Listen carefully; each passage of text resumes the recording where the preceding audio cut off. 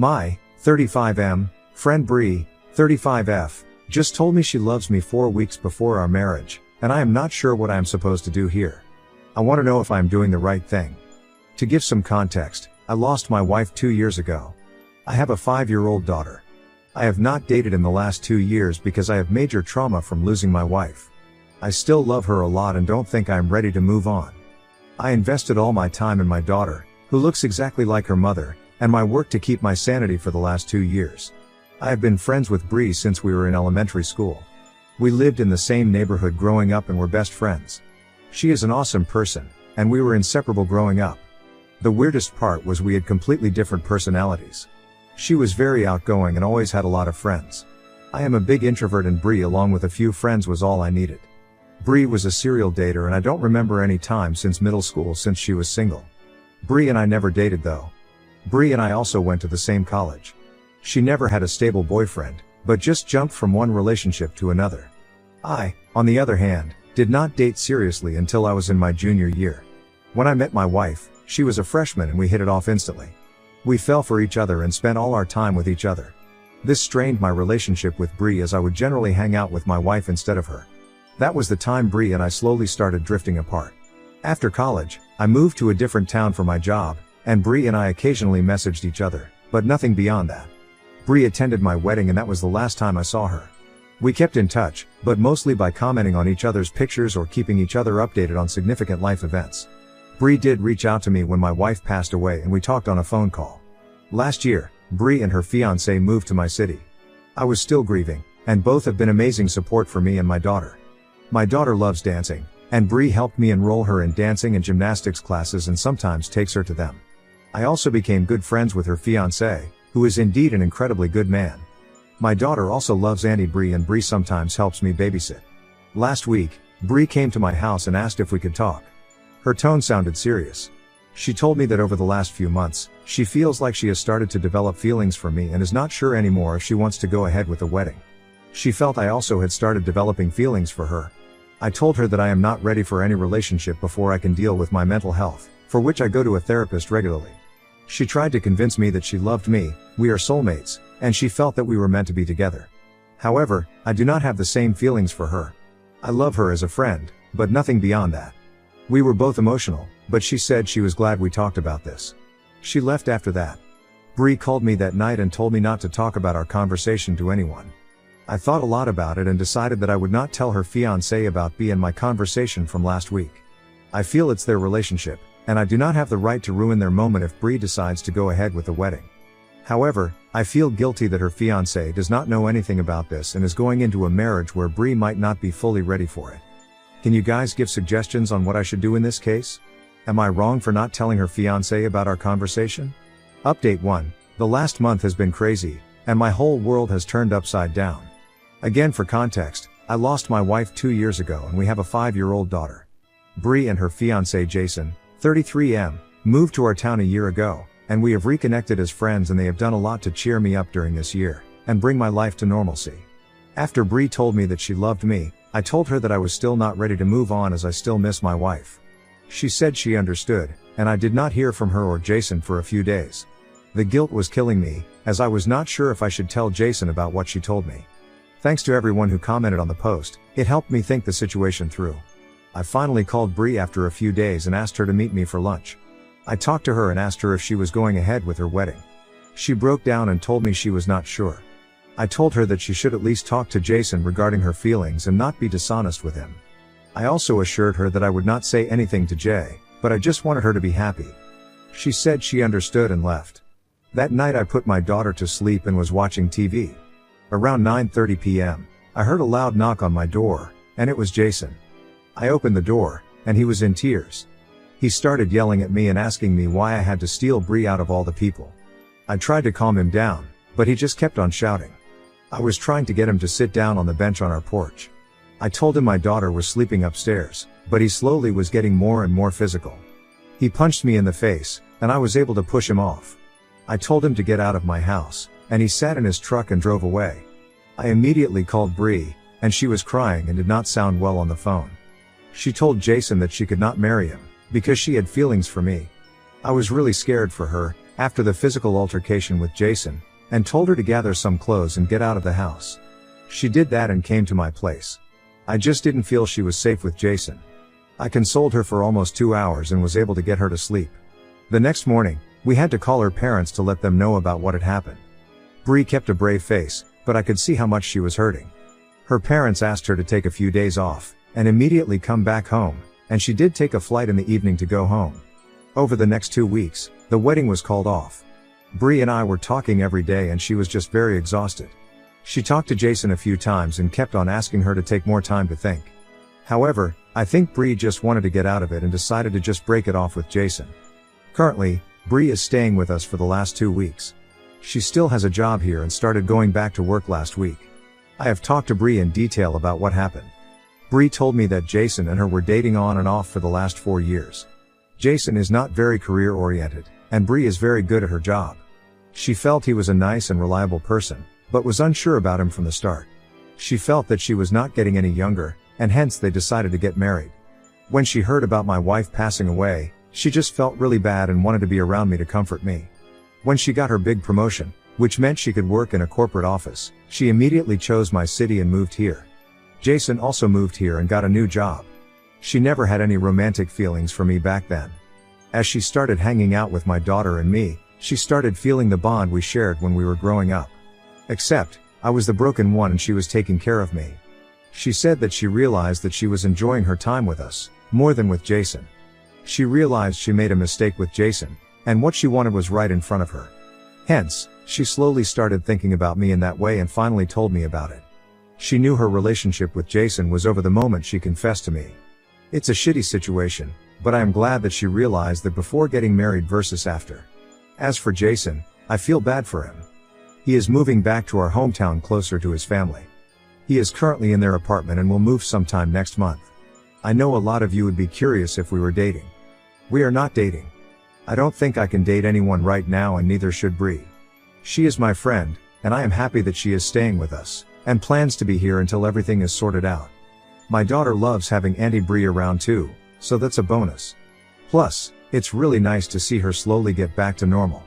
Thanks again for helping me during my last post. Cheers. Additional information from Oop. One of the comments from the post really stuck out to me when I was trying to decide if I wanted to tell Jason myself about what Bree told me. Following is the comment. I would not share your conversation. I'd also find a way to pull away from spending any time with her that also does not tear her out of your daughter's life. Not that she is or ever will replace your dear wife and your daughter's mother because that is impossible. But your daughter at a young age had already lost her mom and I'd hate to see her traumatized by having another woman in her life abruptly leave. My daughter really loves having her around and I also do not want her to lose Bree. I have thought about the pros and cons, and I feel I'm happy she is staying with us at this point. Update 2, November 8, 2024. I wrote a post 9 months ago about my friend Bree telling me that she loved me a few weeks before she was supposed to get married. For context, I lost my wife 3 years ago, and we have a 6-year-old daughter.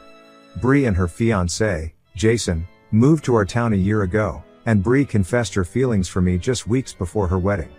Things went south quickly, and Bree ended up breaking up with Jason and canceling the wedding. She was staying with us when I last shared an update. Family members didn't know that Jason had assaulted me, and I had to assure everyone that we were safe and okay. I'm feeling particularly happy this week, so I thought I would share an update. Firstly, the reason Bree moved in with us while Jason was still in town was because I had a temporary restraining order, TRO, against him. Bree also filed for one but was denied, as he had never directly threatened her safety. She said she felt secure with us because of the TRO, and I agreed. Jason didn't cause any issues after that, though he continued texting Bree, asking her to work on their relationship. Eventually, he moved back to our hometown in February, and we haven't heard from him since.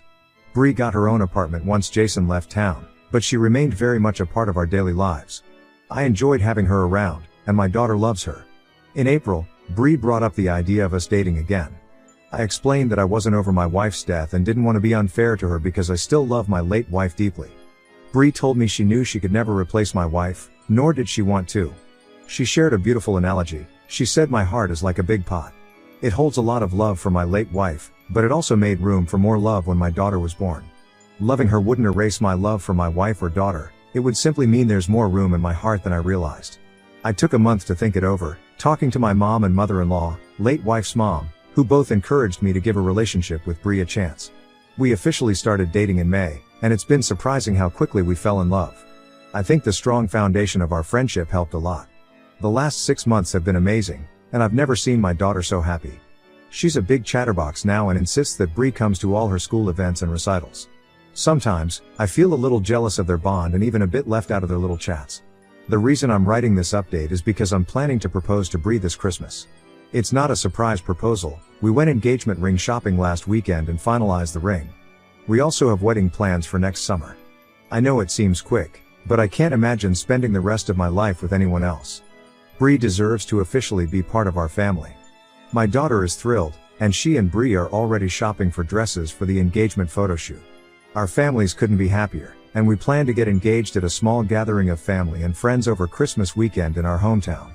I know some people judged me for taking Bree in after she left Jason, and others judged her for leaving him at the altar.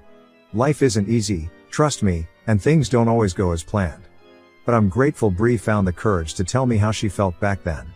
Thank you all again for your support on my last post. Comments where Op has replied, Commenter 1, downvoted, thanks for the update. Glad things worked out and wish you both a great future. Oop, thanks. We are excited for the next chapter. Commenter 2, wait, so why didn't she end her relationship before ever sharing with you that she had feelings for you? Oop, it was such a crazy time, 4 weeks before the wedding. I know the right thing should have been the right thing to do. However, I am also glad she did not go through with the wedding when her heart was not at the right place. I feel bad for Jason too, but I think it's better for him it happened, instead of learning about it after getting married. I did initially blame myself for all the pain that I caused Bree. I know she would have been married, happily, to Jason, if I did not exist, but through therapy, I have learned to let go of the guilt. It was something I could not control. Commenter 3, so you explained to her that you were still grieving your wife, and she gave you some stupid analogy to pressure you into dating her. She sounds desperate and dumb, and not a good influence for your child. I feel bad for your daughter. I seriously doubt your wife would approve of this for her. Commenter 4, her analogy was pure manipulation and you are too stupid, or too horny, to see it. It's been less than a year. Good luck, dear horny man, you are going to need it. Your wife would be ashamed of the damage you are going to end up doing to your daughter in all this. You let a manipulative woman con her way into your bed and home.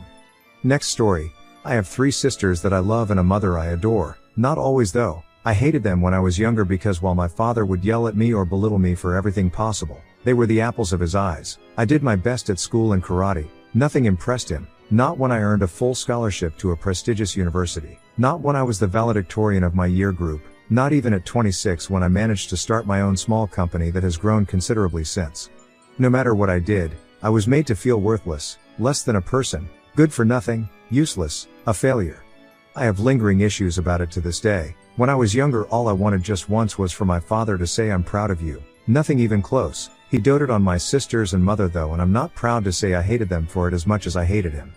How dare they get away so lightly? How dare they get his smiles and laughter and kind words when all I had to get was cruelty? It took me a long time to finally begin a relationship with my sisters or mom that wasn't the jealous, angry son. Today we are all very close. I love them to death and would do anything for them.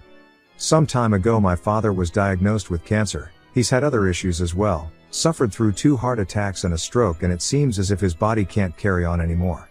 He's dying and I don't care. I don't have it in me to care, and if he died I could live the rest of my life having never seen him before he passed or knowing that I won't attend his funeral. He wasn't present at my wedding either. I did not invite him, which was very noticeable to many of my family members, but I didn't care. I'd found a woman who loved me and that I loved, and I wanted to share that day with the other important people in my life that I love or strongly like. My uncle was always sympathetic to my cases growing up. My father, his older brother, was an asshole to him, and he understood why I wouldn't want my father there even while other family members thought I should have still invited him. Here's the thing, he wants to see me. He probably has only a few months left and now wishes to see me. My wife, mother and sisters all want me to pay a visit to him. Well, my wife thinks I should go just once. She isn't pressuring me. She knows my history with him and says if I decide not to go, that's it then. My mother and sisters, however, do think I should go and have all spoken to me several times in the past month about this. The only person who's laid off bugging me about it is my older sister. I'm the second child. She's 34 and she was the one who say my father be a dick to me from as far back as she or I can remember. My 2 other sisters are several years younger, 26, 25. We met recently to talk about it, my older sister and I, and for the first time in years I broke down crying. I literally just let it out. I told her I can't do it. I try to put everything in the past but I can't. I hate that man and what he did to me mentally. I can't forgive him and she says she understands. She said she'd speak to my mother and sisters, however my mother and sisters tend to be very pushy. Anyway, do you all think I should go at least once? Update, so I went to see my dad and it basically went like shit. I caved. I fucking caved and decided fuck it, I'll see what he wants. Maybe this is something worth hearing.